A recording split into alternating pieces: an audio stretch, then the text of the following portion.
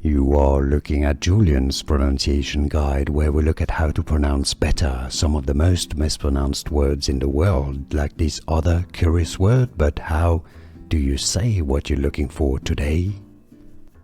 Let's learn once and for all how to pronounce this food name from Central Europe and Austria, Germany, but it also exists in Poland and Romania, etc.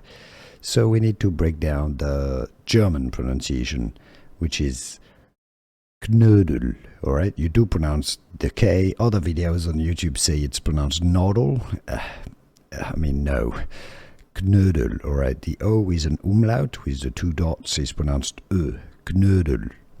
Knödel is how you pronounce it. If you cannot pronounce German perfectly, you can say it as, Knödel. Knödel. It's easy, right? Easy once you know Knödel or Knödel. And now you know.